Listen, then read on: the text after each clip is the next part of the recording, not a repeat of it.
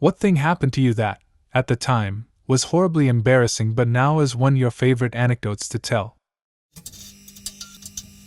Come to think of it, it wasn't even this embarrassing, but at the time I was absolutely mortified, so here goes anyway. I was walking around the city center, and there was this lady giving pamphlets, and walking past her I took one, expecting nothing more than a simple, "Thanks, have a nice day." Instead, she looked at me straight in the eyes, pamphlet still in both her hand and mine, and said with utmost conviction, "Jesus loves you." I was completely taken aback and spent the longest second of my life looking at her in absolute silence, before I said the first thing that came to my mind. "Tell him I said hi." I still don't know what went through my head, and I left as soon as I finished the sentence, leaving her no time to answer and my face red as a brick.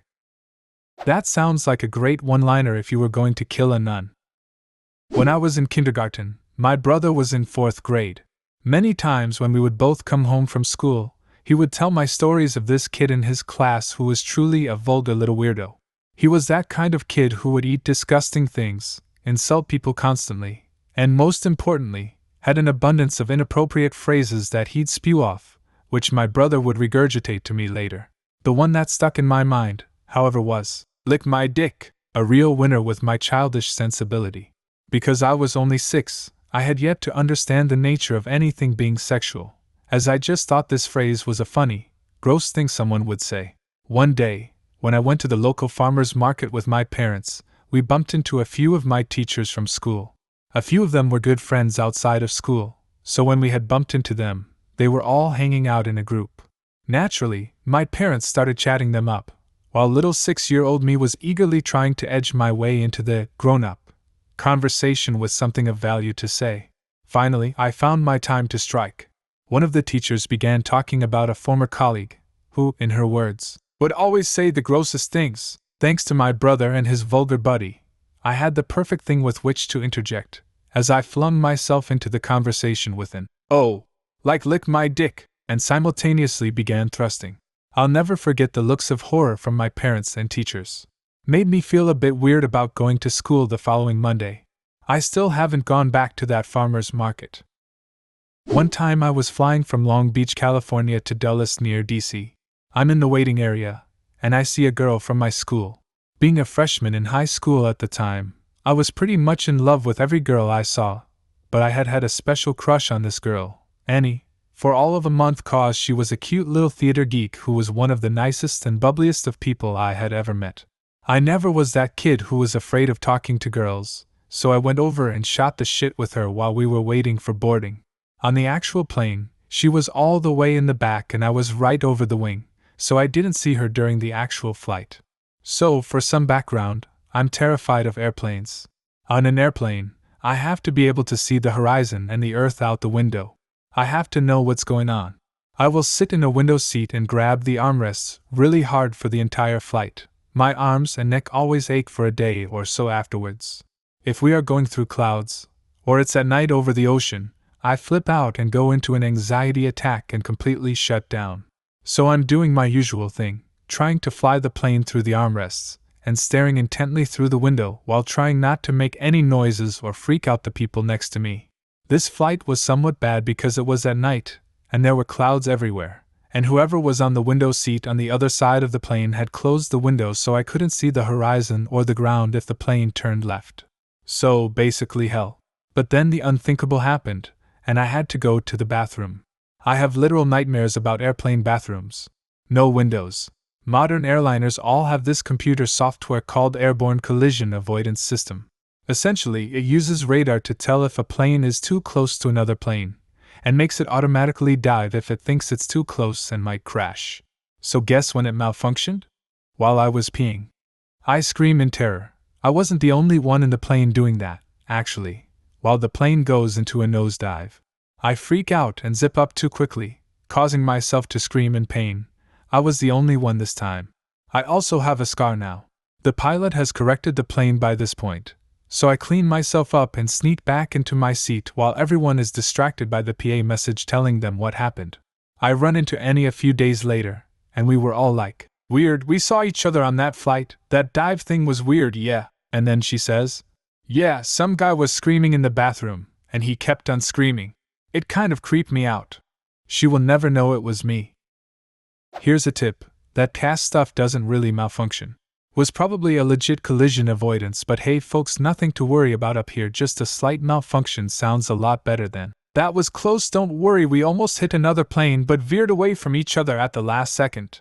Everyone thank the computer for not letting us kill you." Yes. This will fill not only Opie but all of us with confidence. What a great tip. Story time, kids.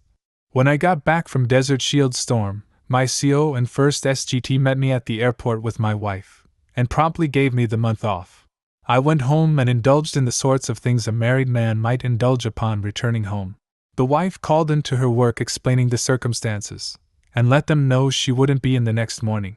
At this point in the story, it's worth noting that while in the combat area, I slept on my gas mask. This was to make sure it was close at hand in case the feces struck the rotating metal blades. I mention this because at 5 a.m. the next morning, my wife's alarm clock went off.